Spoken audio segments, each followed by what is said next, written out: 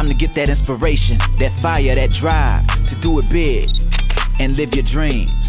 Let's go. Marco Madsen, tak fordi du var med i G-Talks. Mark, du er jo tidligere bryder og nu MMA-fighter.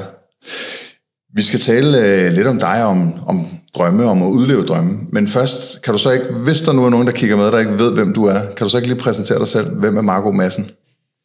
Jo, det vil jeg mægtig gerne. Altså, Yes. jeg hedder Marco Madsen. Jeg er først og fremmest familiemenneske. Yes. Er gift med min dejlige hustru. Vi har 2 børn. Derudover så har jeg 2 elitesportskarriere bag mig.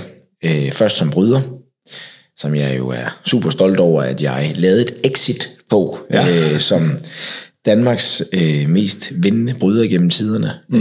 Og så valgte jeg simpelthen på toppen af den karriere at kaste mig over i en ny sportskarriere. MMA. Ja. Med tårnhøje ambitioner. Og er faktisk ikke MMA-kæmper længere. Jeg har indstillet min karriere her for ganske nylig. Yes. Og slutter som en af de mest succesfulde danske MMA-kæmper igennem tiderne. Og det er jeg godt nok stolt over at kunne se tilbage på 2 karrierer, hvor jeg har haft virkelig muligheden for at leve min drøm. Ja. Og det er jo det, vi skal tale nærmere om, omkring det her med at udleve drømmen. For øvrigt så er jeg rigtig glad for, at du starter med at tale om, hvem du er som privatperson. Det er der rigtig mange, der glemmer, og taler business måske. Og så nævner du exit, og det er fordi vi er på Seedstar, hvor det hele handler om iværksætteri, om at lave et exit. Det siger man normalt ikke inden for sportens verden, tænker jeg. Den har jeg fanget og lært her på Seedstar. Og det er måske egentlig også meget rammende. Jeg stopper min MMA-karriere, mens jeg stadig har en kontrakt. Ja. Altså i og for sig er der ikke noget, der forhindrer mig i at rejse til Vegas og lave nogle kampe. Men jeg har lavet et exit. Yes. Jeg har sat et punktum og har sagt, at nu er det tid til noget nyt. Ja. Nøjagtigt som mange af deltagerne hernede på eller nogle af deltagerne her på Seedstar har gjort, ikke? Forskellen er måske bare, at i forhold til iværksætteri, eller erhvervslivet, og så sporten, der kan man sige, at i sportens branche, der er der rigtig mange atleter, der siger, nu er jeg færdig med min sport, og så kommer de alligevel tilbage et par år efter. Gør du også det? Nej, Nej. det gør jeg ikke. Okay. Og det gør jeg ikke, fordi jeg gerne vil træffe beslutninger, og så leve med de beslutninger. Yes. Og nu har jeg sat et punktum i forhold til min karriere. Det har jeg gjort, fordi jeg først og fremmest føler mig mæt. Ja. Og hvad vil det sige i sportens verden? Jamen, det er lidt, jeg vil sige, jamen, det er det modsatte af sult. Og lige så sulten jeg var på vej ind i MMA, nøjagtigt lige så mæt var jeg på vej ud. Ja. Og det jeg gik ind i MMA-sporten med, det var jo et løfte til mig selv, til min hustru og til min familie, at i samme øjeblik, jeg erkendte over for mig selv, at mit bedste var bag mig, så var det tid til at sætte et punktum. Okay. Og med de ting, vi har på paletten, hvis man skal sige det sådan, som familie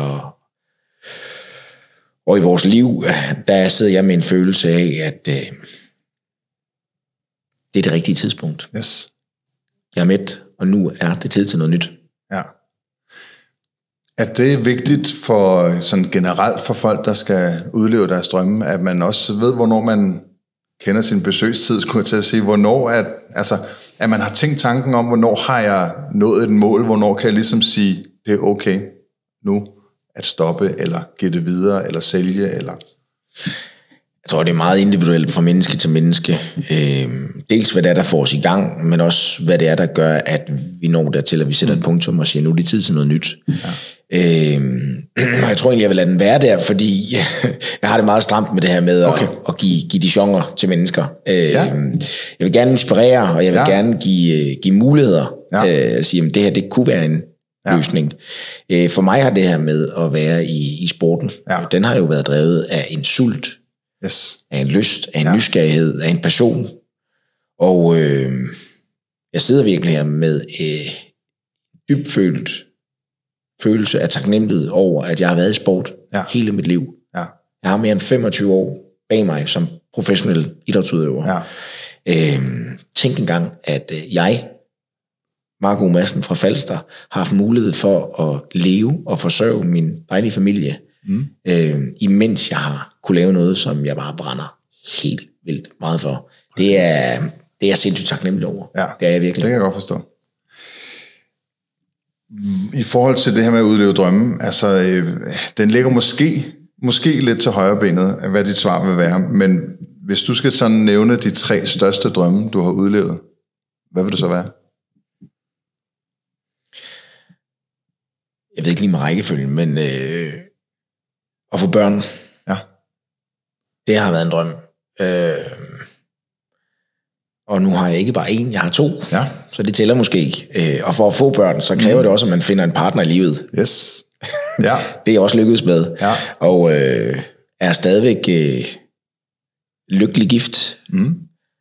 I forhold til en MMA-rejse har det været til tider, fordi vi har arbejdet rigtig meget, rigtig hårdt, men det har også været en drøm. Og så har drømmen jo i sportens verden handlet om at blive alt, hvad jeg kunne blive, inden for det, jeg har sat mig for. Dyk ned i, hvad der skulle til. I forhold til træning, i forhold til kost, i forhold til søvn, i forhold til mennesker. Professionelt, som jo også kræver, at familien simpelthen spiller. At vi også er alt, hvad vi kan være. At jeg kan være den bedste version af mig selv som far, og som ægtemand. Det fylder meget. Og nu sidder jeg på Seedster, og jeg har jo netop holdt et oplæg i går om min rejse fra at stoppe på toppen af min brudkarriere og kaste mig over i en ny sport. Og det var min debut inden for den her fortælling om at nå en drøm i en ny sportsgren. En af de ting, som er kommet med, som jeg også er utrolig taknemmelig over, det er jo, at jeg i det arbejde med at lave præsentationen, har fået mulighed for at kigge mit billedkartotek igennem. Og noget, der dukker op, det er jo en masse familiebilleder. Billeder af mine 2 dejlige børn, min hustru og jeg, også som familie. Altså den der glæde, som jeg måske i perioder egentlig har været lidt i tvivl om den har været til stede, fordi jeg har arbejdet så utrolig hårdt for at nå min mål inden for sporten. At jeg til tider har været nødt til at gøre det modsatte af, hvad jeg egentlig har haft lyst til. Jeg har været nødt til at tage til træning, hvor jeg måske lige havde mulighed for at tage ud med børnene, tage ud til et møde, få sat et stævne op, få ringet til avis, få fløjet fighter ind, få kørt fighter i lufthavnen. Listen her er lang. Og der har jeg jo i det arbejde med at nå min drøm, nå min mål. Der har jeg jo godt kunne sidde lidt med sådan en tvivl om, er det nu for meget? Sådan. Men ved at være her på Seedster og skulle igennem den proces med at lave et oplæg, der er jo faktisk kommet så meget videre, at jeg kan jo se på billedkartoteket, bliver mindet om, hvor mange gode stunder vi egentlig har haft som familie på den her rejse. Og det er altså noget, der står som en kæmpe, kæmpe stjerne i forhold til det, vi har været igennem. Jeg ved godt, alt det der sportslige, og det fylder selvfølgelig også, for det er det, der har fyldt i forhold til min mål og min drømme, men det, jeg sidder tilbage med, det er jo, det er virkelig, at vi har gjort det her. Vi er i det sammen, ikke? Så det her forberedelse til det her foredrag, det har simpelthen været ren terapi for dig her og nu? Det har det næsten. På den ene side terapi, og på den anden side positiv stress. Så det har været rigtig godt. Altså, jeg holder jo oplægget, har jo forberedt mig ugen op til på en lille præsentation, og på vej ned i flyveren, der tager jeg simpelthen en executive beslutning og siger, at det her, det er for meget. Vi korter ned til halvdelen. Og så går arbejdet egentlig i gang, og jeg tror, en halv time før jeg gik på, der havde jeg sidste ændring til slidet. Så det har været en løbende proces med at kunne fortælle den historie, som egentlig strækker sig over 1,5 år. Fra jeg stoppede med brydning til, jeg har min debutkamp i UFC. Men vanvittigt berigende at få lov til lige at give mig selv, nu lå der en opgave, så har jeg kunnet slå det sammen, og give mig selv mulighed for lige at dykke ned i minder.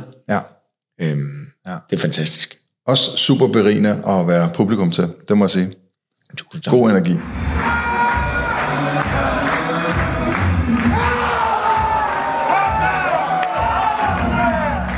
Og til dem, der ikke så det, som du selv siger, det handler om din rejse og så videre, men noget af det, som der også sådan kommer bag på mig, det er, at et er, at du er atlet, og du kæmper og vinder og alle de her ting, men netop din rejse handler jo om, at du har skulle skabe det hele selv, du skulle skabe rammerne, kulisserne, hele setup'et, så du var faktisk arrangør. Du tog opgaven på dig, som du gjorde sammen med din kone, og derfor skulle I også arbejde tæt sammen. Ja. Det kan jo være farligt, men det lyder som om, at det har været altså fordi så du har familien tæt på dig, og det har været godt for jer, men det må have været en hård rejse, for du har ikke bare været 100% på, det har du sikkert været, når du skulle kæmpe, men du har også skulle tænke på alt det andet rundt om, altså pressemøder, booke haller, finde sponsorer og så videre. Hvordan har det været at skulle ikke kun fokusere på sin sport, men også bygge hele kulissen op? Det har været en rejse, hvis jeg må bruge et positivt lavet ord. Ja. Og lige i forhold til at arbejde sammen med min hustru. Yes. Det har jo været det har også været en udviklende oplevelse. For til tider har det været enormt berigende, og til tider har det jo været enormt svært. Altså når der sker ting, som ikke er planlagt, så er det med at være mand og kone, ægtefolk og samarbejdspartnere, det bliver jo en spændende størrelse, ikke? Ja. Hvornår arbejder vi? Hvad rum arbejder vi i? Hvad rum er vi Mark og Maria? Ja. Hvad rum er vi faren og mor? Og det har egentlig været en øvelse i også at kunne stemple ind og ud af forskellige rum, og en øvelse i at holde fokus, forstået på den måde, at når vi er hjemme, som jo ikke er defineret af vores hjem, fordi vi sidder også og arbejder derhjemme, men når vi er hjemme, hvornår er vi hjemme? Ja. Hvornår ligger vi i arbejdet? Når vi er ude at arbejde, hvornår er vi så far og mor, og så videre, så videre. Så det har været en virkelig spændende oplevelse at være i, specielt for Marie og jeg, som jo kommer fra to almindelige middelklasse danske familier, lønmodtagere, som jo ikke som sådan har beskæftiget sig med det, vi taler om her på Seedstar, altså iværksætteri, selvstændige og så videre. Så vi har skulle udvikle os. Ja.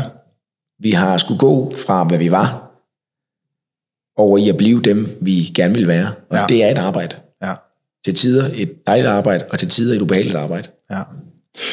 Så jeg tænker faktisk, at der er mange iværksættere eller andre, der vil udleve deres drømme, der måske kan lære det her med, at fordi før, da du var bryder, der tænker jeg, at rammerne var ligesom sat. Du skulle ikke skabe stævner og sådan nogle ting. Men nogle gange, når man kaster sig ud i noget nyt, og man bare gerne vil det, så bliver man nogle gange nødt til også at gå den mil og skabe rammerne. Ja. Hvordan var det for dig? Altså, hvorfor fandt du på det? Hvorfor gik du den vej der? Hvilken ild har der været i dig? Det er et godt spørgsmål. Og, altså, vi gjorde det først og fremmest sammen. Ja. Altså, vi når dertil, at der bliver skabt, vi får skabt af hårdt arbejde en lille, bitte mulighed. Et nøglehul, som vi kan se, og som Marie og jeg jo sætter os ned over en kop kaffe hjemme på Falster og diskuterer, har vi lyst til at gå efter det her? Ja.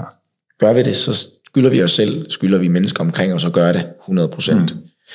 Gør vi det, så kræver det, at jeg indstiller min brydekarriere. Det krævede også, at Maria sagde hendes job op. Ja. For begge to at kaste over i den rejse, det arbejde, det var, og lykkes med at gå som fuldstændig grøn i en ny sport, til at kvalificere sig til verdens største kampsportsforbund. Ja. Altså en analogi, man kan sige, jamen, hvis jeg har kørt go-kart et par gange, og nu vil jeg gerne køre Formel 1. Hvordan gør man det? Ja. Lige når jeg siger det, det er jo, altså, det har jo været vanvittigt til tider, ikke? Altså de stævner, vi lavede, hvor Maria jo har været hende, der simpelthen har været limen på det her projekt. Ja. Og jeg har været ude og være lidt mere spydspids, sparke døre ind, få folk med på rejsen, projektet, og har været så heldig at have haft Maria til ligesom at samle det derhjemme. Der kan jeg i hvert fald se, også lært af de erfaringer, jeg har gjort med her på Seedstar, at at der har vi spillet en anden gode, og der har vi komplementeret hinanden rigtig godt. Marie og jeg er ikke ens. Apropos noget af det, jeg har lært hernede med ikke at sammensætte grupperne. Præcis. Ens. Ja. Og der har vi været gode sammen, men vi har også taget nogle sats undervejs. Ja. Altså helt ned fra baglinjen af fodboldbanen. Ja. Og losset til bolden med en tro på, at vi måske ikke ramte målet. Ja. Og så har den simpelthen bare siddet lige op i hjørnet. Ja. Bum. Yes. Og når jeg sådan sidder og kigger tilbage, jeg gambler ikke. Jeg er ikke en spillende mand. Jeg kan godt lide at predict bets, men ikke spille. Men det var ikke noget, jeg ville have... Det var ikke noget, jeg ville have sat sig på. At kunne lykkes som sådan. Men drømmen var der. Nysgerrigheden for den her nye sport, for det her arbejde, der lå i det her med, at den udvikling, der også lå i det. Ja. Altså, jeg blev draget. Det kan jeg forstå. I dit foredrag, der viser du et helt bestemt billede. Kan du prøve at beskrive, specielt til dem, der lytter det her som podcast, hvad er det her for et billede, der gør, at du bliver simpelthen så interesseret i den her sport, MMA? Det første slide, det er jo et fuldbillede af en arena i Las Vegas med, hvad der vil svare til 20-30.000 mennesker. Et bur, der står i midten. Et lysshow, der kører på. 2 kæmper, der står i midten. Ja. Det er et billede, så de står stille. Men et billede af intensitet. Ja. Et billede af spænding, drama, brutalitet, men også, som jeg snakker om, mulighed for udvikling. Altså mulighed for at gå ind i noget nyt. Ja. Og det næste slide, jeg så hiver over, det er jo en af de her helt store profiler. Conor McGregor, den store profil i MMA. En kæmper, som har transcenderet verdens største forbund, UFC, og gået ind og blevet nærmest synonym med sporten. Hvor jeg jo så i mit oplæg fortæller, at han selvfølgelig også var en stor inspiration. Fordi jeg havde en tro på, at ham ville jeg kunne slå. Så det er jo så lidt en sammenfald af... Og hvordan gør man egentlig det, når man står deroppe på scenen, og man lige skal forklare nysgerrigheden, ikke? Ja. Fordi vi har jo alle sammen en nysgerrighed. Nogle drømmer jo om at bestige et bjerg. Ja. Hvordan forklarer man det? Ja. Hvis du har samme drøm, så behøver du ikke forklare det. Men har du ikke samme drøm, så kommer jeg altid at kunne forklare dig det. Altså... Nej, præcis. Og i forhold til det med at drømme om at bestige et bjerg, som Mount Everest, så er det svært at fortælle sin familie med det, fordi man ved godt, hvilken risici, der er forbundet med det. Jeg tænker også, hvad sagde din hustru til det, du siger, det der bur, det vil jeg gerne stå i? Altså min hustru, jeg vil jo starte med at sige, min hustru har ikke set en eneste af mine kampe. Okay. Hun har arrangeret stævnerne, og i bedste Mogens Palle-stil, den danske boksepromotor-legende, som desværre er gået bort. Han sad jo altid ude bagved, arrangerede stævnerne, men sad altid ude bagved og så stævnet på tv. Ja. Marie har ikke set kampen på tv, men hun har siddet ude bagved i et mørkt lokale og egentlig oplevet kampen igennem publikums stemning. Ja.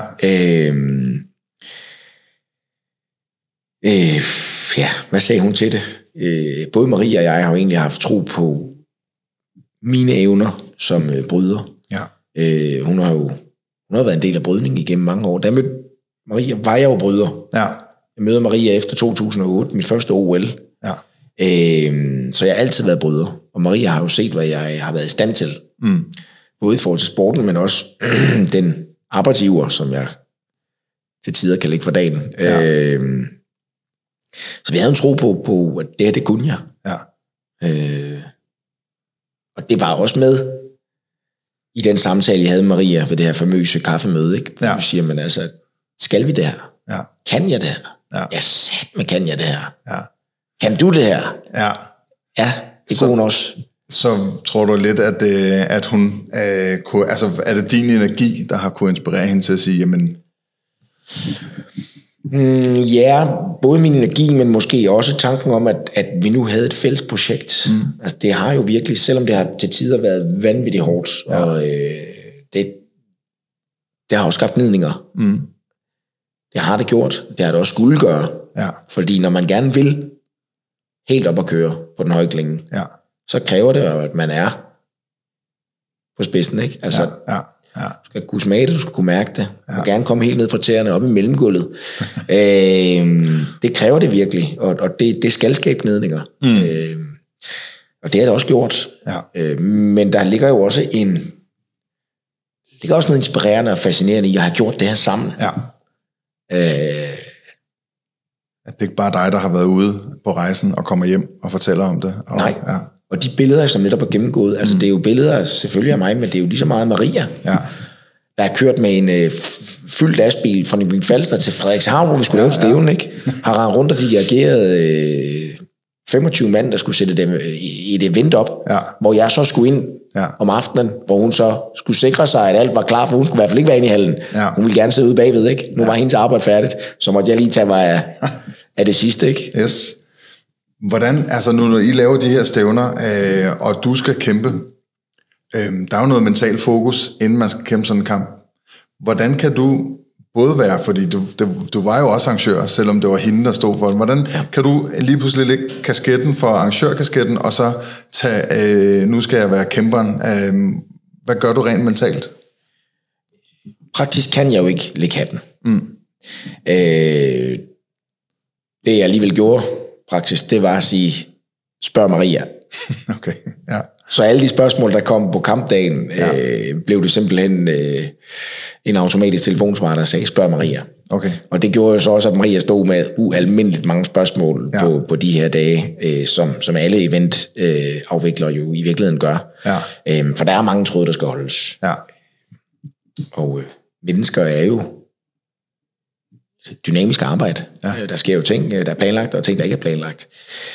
Mentalt tror jeg, det handler om det her, som jeg beskrev før, med at kunne gå ind i rum.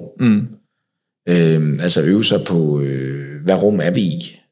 Ikke fysiske, men mentale. Er vi familiemennesket, Mark? Er jeg fighteren, Mark? Er jeg bryderen, Mark? Og det er et svært skifte, men det var det skifte, jeg var nødt til, og jeg var nødt til at mestre, fordi jeg havde jo opgaver hele vejen op til, nærmest op til kampdagen. Så var min opgave spise, drikke og sove, og være klar til kampen om aftenen, ikke? Men altså, også bare sige, intenst pres, og har inviteret flere tusind mennesker til nogle events, indbudt folk, der havde købt billet, have udsolgt i arenaen, og så vide, at nu venter det egentlige arbejde. Nu venter det sjove arbejde, kan jeg vælge at sige, men også det arbejde, der er vigtigst. Fordi det var jo det arbejde, jeg skulle lykkes med for at nå til UFC, som var visionen, som var drømmen, som var ambitionen. Men det har været vildt. Altså, det har været vildt, og det har været vildt at få lov til at kigge tilbage på den her måde, og holde det her oplæg. Når du, dengang du var bryder, og skulle ind og kæmpe, så tænker jeg, at der har ikke været noget galt med motivationen overhovedet, men når du kigger sådan tilbage nu, og siger, at dengang, der var det hele jo arrangeret for dig. Du mødte op, du kæmpede, du smuttede igen. Versus at nu skulle du selv sætte stævnerne op og arrangere det. Når nu du stod der som kæmper og skulle kæmpe, du har haft fri hele dagen, Maria klarede det hele for dig med arrangementet, du skulle kæmpe, men har det så alligevel været en helt anden motivation, fordi alle de mennesker, der er der, det er nogen, du har inviteret, var det anderledes for dig, når du var arrangør af arrangementet, end det var dengang, du gik på og bare var atleten?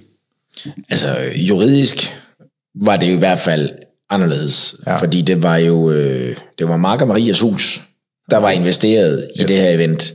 Det var det ikke, da jeg var bryder. Mindsetmæssigt, der var det samme. Okay. Altså, jeg har lige holdt et oplæg på Seedster, og der er jeg gået all in. Det er der ikke nogen, der har bedt mig om som sådan, men det er min natur, og når jeg går ind i noget, altså så giver jeg den, hvad jeg har. Og jeg sidder også med helt stemme i dag, fordi jeg blev råbt. Sat med gas i går. Det må man sige. Yes. Så mindsetmæssigt har jeg leveret det bedste, jeg kunne, både som bryder og som MMA-kæmper. Men det har også været et arbejde at kunne lukke det ansvar, vi stod med som eventafviklere. Ikke bare 1 gang, 2 gange, 3 gange, men 4 gange, ikke? Ja. Og stævnerne blev simpelthen bare større og større og større. Og vi endte jo faktisk fra at starte i en arena hjemme i Nykøbing Falster til at gå hele vejen ind og afvikle ikke bare 1, men 2 events i ikoniske KB-hallen. Beatles har spillet der. Ja. Altså det er jo, når jeg kigger tilbage på boksning, som jeg jo altid har fulgt med interesse. Altså Hans Henrik Palm har jo kæmpet derinde om Europamesterskab. Altså, det er jo, det har jo smag af historien, ikke? Ja. Og der gik vi simpelthen fra den lille hal til at bevæge os helt derind og levere noget, som åbenbart har gjort, at jeg har lige været i KB-hallen, vil jeg sige, og jeg er ret stolt over at se, at der hænger et billede fra den aften, vi var derinde. Okay. På væggen i kontoret. Og det gør der i øvrigt også ude i Royal Arena fra min debutkamp i UFC. Ja. Så det er jeg faktisk lidt stolt over. Det kan jeg sgu godt forstå. Som du selv kommer ind på, altså for at kunne komme ind og kæmpe i det største og mest anerkendte forbund inden for den her sport, så blev du simpelthen nødt til selv at arrangere og kæmpe og vise, hvad du kunne for at kunne komme ind i det her. Prøv lige at forklare, efter at have arrangeret så mange ting, så hvordan ender det som, hvordan kommer du ind i forbundet? Hvordan bliver du signet? Ja, det er jo en række af hændelser, der egentlig gør, at jeg bliver signet med UFC. Men katalysatoren er egentlig, at min familie og jeg køber en billet til Las Vegas. Okay. Da vi lander i Vegas, der forsøger jeg jo at få kontakt med UFC, og det kan ikke lade sig gøre. Simpelthen ikke. Der er lukket, og det er ham der, Mark Oberfalster, han er jo ikke så interessant på den store scene i Las Vegas. Og jeg træner jo, og sådan helt af tilfældig omvej, der bliver jeg kontaktet af en person, Ali Abdelaziz, som jeg tidligere har set en enkelt gang igennem min brudkarriere. Og jeg vidste jo ikke, at han så sideløbende fra den gang er gået hen og blevet verdens største og mest indflydelsesrige MMA-manager. Men han kontakter mig simpelthen. Okay. Og Ali får hjulpet mig til en audiens hos UFC, og jeg får præsenteret mig selv. Får simpelthen leveret den her berømte elevator-tale, som jeg har hørt det beskrevet hernede. Der sker bare ikke noget alligevel. Okay. Og jeg rejser hjem, og Ali kontakter mig og beder mig om at komme til Vegas, hvis vi skal have en kontrakt. Ja. Så køber jeg igen en enkeltbillet til Las Vegas. Ja. For så at lande derovre. Og åbenbart har bevist, at jeg ville det her nok til, at nu er kontrakten hjemme. Okay. Og hvad kalder man egentlig de ting? Altså det er vel en blanding af tilfældigheder, men det er jo alle sammen faciliteret af et aktivt valg om at gøre noget. Ja. I stedet for at sidde og vente på, at UFC kommer til mig, så sørger jeg for at komme til UFC. Og selvom UFC måske ikke lige er interesseret i at drikke den kaffe med Mark O, som jeg gerne vil, så må man finde en anden vej, ikke? Ja. Måske er det man kalder law of attraction. At man sender noget ud, man siger noget højt ude i universet, han har sagt, og så er der jo nogen, der ligesom griber det, hører det, og så flasker tingene sig. Ja. Og så andre vil kalde det held, andre vil kalde det tilfældigheder, men er det ikke nogen gange det, der skal til for at udleve drømmen?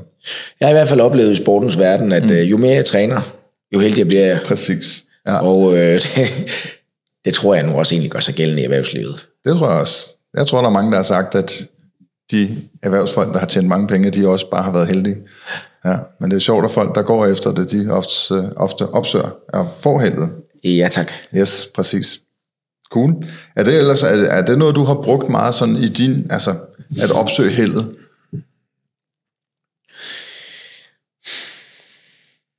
Nu kalder vi det held. Ja, for du kunne godt kalde det noget andet. Jeg kalder det tilfældighed.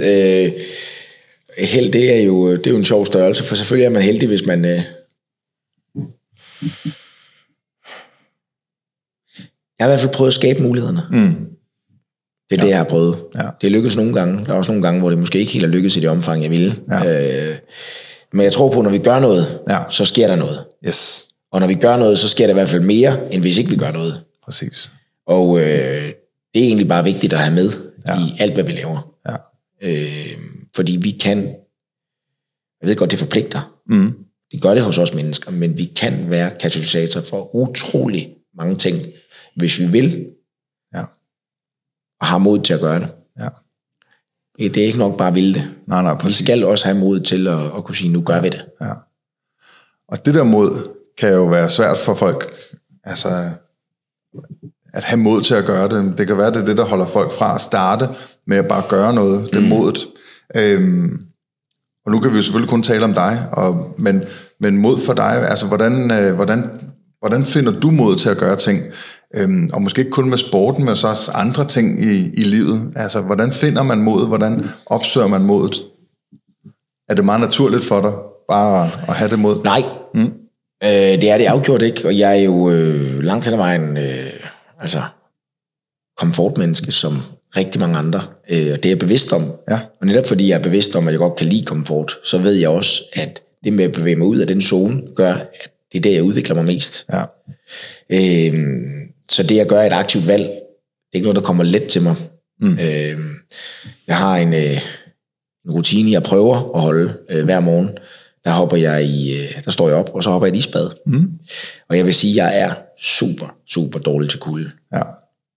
Som i helt ekstremt.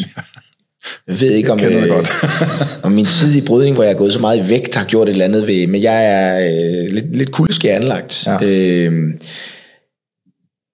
Så det med at hoppe i et isbad om morgenen, det er noget, jeg skal tvinge mig selv til. Ja. Dels for at træne min egen disciplin, men også for at få noget, jeg gerne vil have. Og det, jeg rigtig gerne vil have med det her isbad, det er jo et fantastisk respons, både af dopamin, sådan hormonelt, men også en daglig sejr. Ja. Lidt ligesom den første opgave, jeg jo vil gøre, inden jeg hopper ude i badet, det er sgu lige at redde sengen. Ja. Så er den opgave løst, ikke? Ja. Ja. Det simple trick. Så kan jeg godt gå og glæde mig lidt over, nu fik jeg da lavet den, ikke? Ja. Og lykkes jeg så også med at hoppe ud i isbadet. Ja. Tag den 1 minut, det er en sejr. Tager den 2 minutter, det er en endnu større sejr, ikke? Ja, præcis. Og så egentlig være i de ting, og lige for at tage den der morgenting, og så øve mig i at være taknemmelig der om morgenen, ikke? Det var vist lige en sidestikker, men jeg bliver jo grebet af det her. Ja, præcis, og det gør jeg også. Nu siger du selv taknemmelig. Ja. Det har jeg hørt dig sige mange gange nu. Ja. Er det et vigtigt værktøj for dig, taknemmelighed? Ja, det er det. Det er det for alle mennesker. Ja. Ja. Nu nævner du, men og det er bare sådan ord, altså, men jeg kan jo godt blive rørt af det. Så, og det der med at være taknemmelig, det er heller ikke noget, der kommer naturligt til mig. Fordi jeg har været elitesportsmenneske. Det med at være elitesport handler jo om altid at ville være bedst. Ja. Og den fare, der ligger i altid at ville være bedst, det er, at man jo altid kigger fremad. Ja. Altid vil mere, vil højere, vil være stærkere, vil være bedre. Og man glemmer en gang mellem, i mit tilfælde i hvert fald, at stoppe op. Og være taknemmelig for, at jeg har 2 dejlige børn at komme hjem til. Jeg har en dejlig kone. Ja. Sådan en lille ting, som jeg kan tænde vandhanen derhjemme. Så kommer der rent vand ud på den ene. Og nu er jeg endda så heldig, at jeg kan trykke knappen, så kommer der kogende vand ud, så kan jeg få mig en kop kaffe. Ja. Og når vi går helt ned på det plan, altså der er jo millioner af mennesker ude i verden, der ikke har adgang til rent vand. Ja. Eller kaffe. Præcis. Så jeg tror jo på, det her med taknemmelighed, det er et fantastisk brændstof. Ja. Og noget af det, jeg har taget mig selv i, når jeg er i de her forløb, når jeg træner op til en kamp, det er, at jeg stopper om morgenen, så er jeg vågen, og så kører min hjerne på, hvad skal jeg nå i dag? Ja. Hvordan kan jeg blive bedre? Hvordan kan jeg, når jeg er bedre til det her, blive bedst? Og så slår det gear. Så træner jeg min hjerne i det. Ja. Og det, jeg prøver at tage mig selv i, og træne mig selv i at øve mig, det er ikke noget, der kommer naturligt, det er lige at slå over og så sige, Mark, giv lige dig selv 2 ting, du er rigtig taknemmelig for i dag, inden vi begynder på det her arbejde. Ja. Og når jeg gør det, og når jeg rammer noget, som jeg virkelig er taknemmelig for, og kan mærke den der følelse i kroppen, og kan mærke, at det jo, at følelsen den stiger op omkring ørerne bliver lidt røde, ikke? Og så trykker det også en gang mellem bag øjnene, som det faktisk gør nu her, når du siger det, fordi det, at du fortæller mig, at du har lagt mærke til, at jeg er taknemmelig, og at jeg har brugt ordet taknemmelig meget, det viser mig, at jeg er lykkes med en af mine målsætninger, netop at øve mig i at være taknemmelig. Ikke kun over alle de store ting, men faktisk over de små ting, fordi det er virkelig et fuldstændig unikt og fantastisk brændstof. Ja, helt enig. Hvis jeg kunne, så ville jeg selv ønske, at man kunne motivere danskerne til, fordi vi må godt have problemer, vi må godt have udfordringer, vi må godt brokke os, men hvis man bare lige også kunne drysse lidt taknemmelighed ud over en gang imellem, og lige være lidt taknemmelig for det, vi faktisk har. Og den er jo spændende, fordi uanset hvilket problem vi står med, hvilken udfordring vi har, hvordan dagen har set ud, så er der altid nedslag i løbet af dagen, som vi faktisk kan være taknemmelige over. Så det er bare en simpel øvelse. Præcis.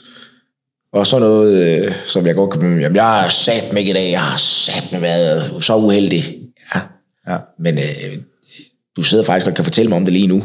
Præcis. Du er ikke kørt ned på vejen hernede. Det havde været rigtig slemt. Du er måske endda sund og rask. Der er noget taknemmelighed der. Fik du morgenmad? Ja, det gjorde han også. Fik du en tår kaffe? Når vi går ned i materien, så er der så meget, vi kan være taknemmelige for. Men netop fokuset på alt det, vi skal, alt det, vi burde, alt det, vi bør, alt det, vi kunne, det kan virkelig være en renende energi, hvor den anden virkelig er en givende energi. Præcis. Fedt. Vi skulle næsten have lavet en hel podcast kun om taknemmelighed. Fordi det er det virkelig... Vil jeg elske. Det vil jeg elske. Yes. Men vi bliver også nødt til lige at vende, du ved, for dig, sådan succes. Når folk siger succes, hvad betyder det så for dig? Hvad betyder, hvornår har du succes, og hvornår synes du, andre mennesker har succes?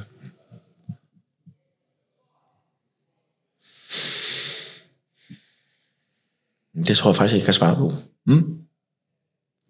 Succes er noget forskelligt for os alle sammen. Måske ikke til nogen overraskelse, ligger mit lidt over i det familiære.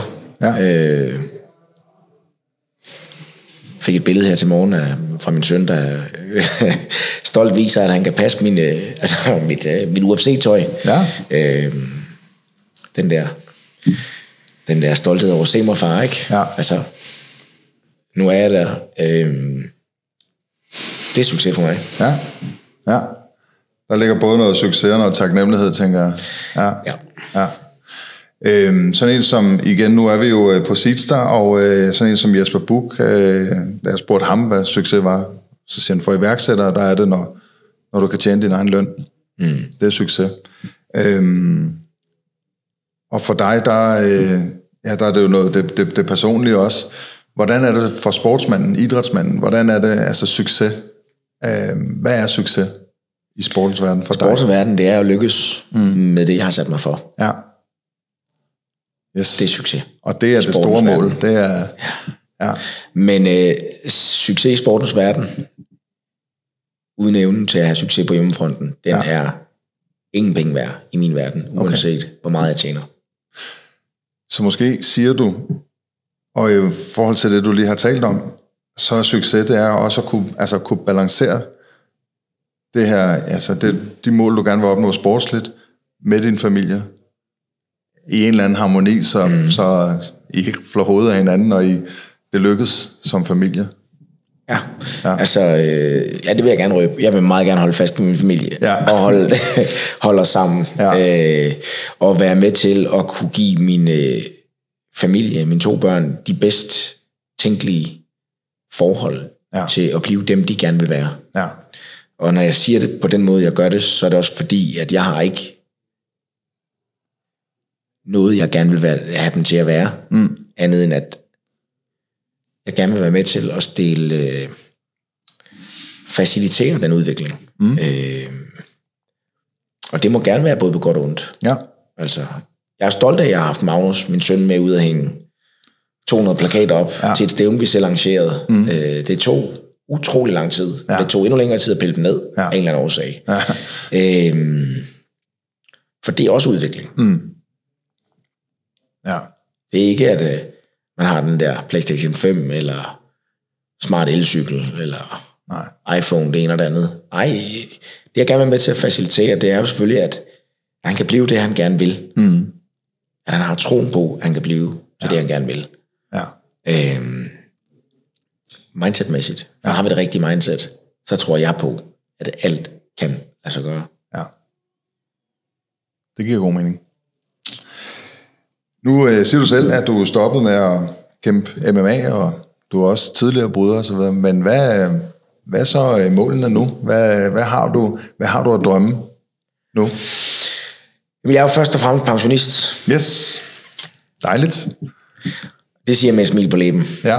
Til dem, der nu lytter. Fordi jeg er jo drevet af at skabe resultater. Det er også en passion. Familie er ankeret. Ja. Det er fundamentet. Uden det, så er det ligegyldigt, hvad hus jeg bygger. Ja. Jeg er drevet af at skabe resultater.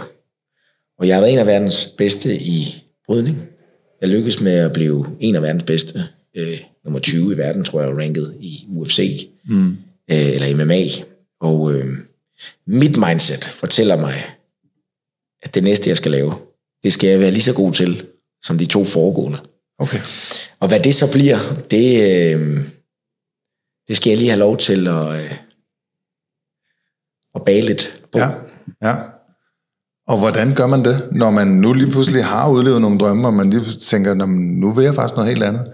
Men nu ved jeg ikke, om du måske ved lidt om, hvad du gerne vil, men hvis man nu ikke ved det, hvordan finder man så ud af, hvad man gerne vil? Ja, det er jo et spændende spørgsmål. Ja. Og finder jeg nogensinde noget, jeg er lige så passioneret omkring, som jeg var i min tid i brydning og i min tid i MMA? Det ved jeg jo faktisk ikke. Men det, jeg har sat mig for her nu, det er at være åben. Ja. Jeg har gået med skyklapper, fokuseret meget, meget stramt på det, jeg gerne ville, på visionen, sagt nej til utrolig mange ting. De skyklapper har jeg jo taget af. Dem tog jeg af 31. januar. Og nu har jeg det brede, perifære syn på, og jeg er åben, og jeg er nysgerrig, og prøver ikke at lade mig begrænse. Ja. Tillader mig selv at drømme stort. Ja. Og når så nogle af de her idéer eller drømme begynder at smage af noget, jeg tænker er spændende, så skal jeg jo finde modet igen til at sige, nu går vi fra, hvor jeg er i dag, til der, hvor jeg gerne vil være. Ikke? Yes. Og jeg tror meget på, når vi først finder den her vision, der ligger derude, så er det en udvikling. Vi er en person i dag. Når vi når det mål derude, så er vi en helt anden person. Ja. Fordi den rejse, den har været med til at udvikle os. Ja. Og den her snak, vi har i dag, den kunne jeg ikke have haft, da jeg sad som bryder. Og omvendt kunne jeg ikke have haft den snak, jeg havde som bryder, inden jeg gik ind i sporten. Så uanset hvad vi gør, så tror jeg på, at det har den der magiske effekt på os. Altså, det er med til at udvikle os. Det er med til at forme os. Ja. Og der er det jo interessant selv at kunne være med til at pege, hvor vil jeg gerne hen? Hvad vil jeg gerne opnå? Hvem vil jeg gerne være? Noget af det kan vi gøre med mindset. Ja. Noget andet bliver vi jo også nødt til at gøre, tænker jeg, med simpelthen at pege derud, og så sige, det er den retning. Ja. Og så begynder vi at gå. Ja. Og så kommer der perioder, det har jeg jo erfaret. Det skal ikke være nogen hemmelighed, at vi har jo været igennem noget sygdom i vores familie. Min hustru fik jo stillet diagnosen sklerose. Og selvom vi har haft retningen, så har der været tidspunkter, hvor vi ikke har kunne se vejen frem. For bare træer, eller ild, eller hvad pokker det er. Ja.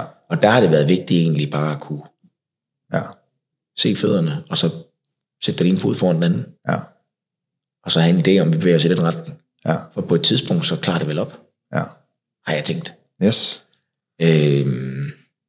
Og igen, det bliver jo meget, at jeg lige løfter motorhjelmen, deler, hvad der foregår i mit hoved. Yes.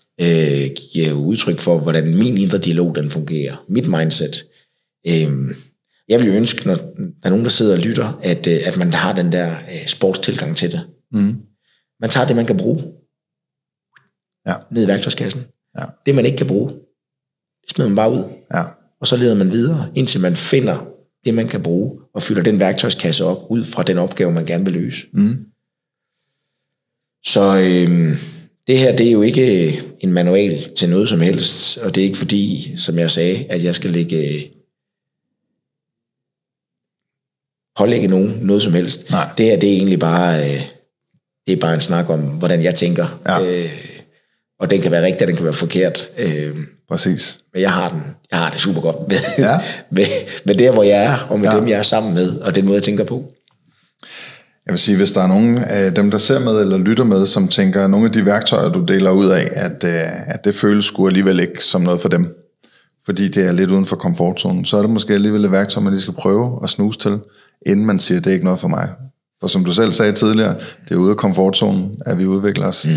Så måske skal man alligevel lige prøve, og ikke kun tage de sikre værktøjer, som man kender i forvejen. Ja. Måske i virkeligheden tillade sig selv. Lad tvivlen komme ind til gode. Ja. For det er også min oplevelse, at når man begynder at tabe ind i, skal vi sige, noget nyt, når man begynder at sige noget nyt til sig selv, begynder at gøre noget nyt for sig selv, være noget nyt for sig selv, så det kan godt være, at der ikke kommer en ændring i morgen, eller i næste uge, måske heller ikke i næste måned, men om et halvt år, eller et år, så er du et nyt menneske. Forstået på den måde, at det vi går og siger til os selv, det er jo det, der manifesterer sig ude i fremtiden. Og det er, nu nævnte du selv i Law of Attraction, det er sådan, det forholder sig. Og det er ikke hokus pokus, det er ren logik. Ja, det er det. Det man siger til sig selv, det er jo det, man går og øver sig i. Og det gode gamle ordsprog, det øvelse gør mester. Det gælder også for alle de negative ting, man øver sig i. Så fokus på de gode ting, man gerne vil. Og som du selv også lige kom lidt ind på, den person, man gerne vil være. Altså, og som jeg tænker, du arbejder med, som vi alle sammen arbejder med, hvad er det for en Margot, du gerne vil være mere af? Hvad er det for en Niels, jeg gerne vil være mere af? Og så prøv at stræbe efter det, gå efter det. Og håbe på, at Law of Attraction lige giver os et medvind på vejen. Og det vil jeg egentlig også gerne have lov til at dele her. Når du nu spørger sådan, hvad er det egentlig, jeg godt kunne tænke mig? Hvad er det, Margot går og arbejder på? Jeg kunne godt tænke mig at være i stand til at skille eller pralle så mange lag af løget, for at blive så ægte som muligt. For jeg tror på, at vi alle sammen går rundt og lægger lag på, ikke bevidst, men fordi vi bliver mødt af nogle ting i livet, udfordringer, der sætter sig som traumer, mennesker, der får sagt noget, mister et job, har en oplevelse med en kæreste, som sorter. Og igennem den her udvikling, eller kan man kalde det afvikling, men hvor der bliver lagt lag på. Ikke? For at beskytte os selv, for at beskytte kernen. Og det kunne jeg godt tænke mig, og er noget af det, som jeg synes, mit arbejde i sporten egentlig også har været med til, at kunne skrælle de her løg af, eller skrælle lagene af løget af, for at være så ægte som muligt.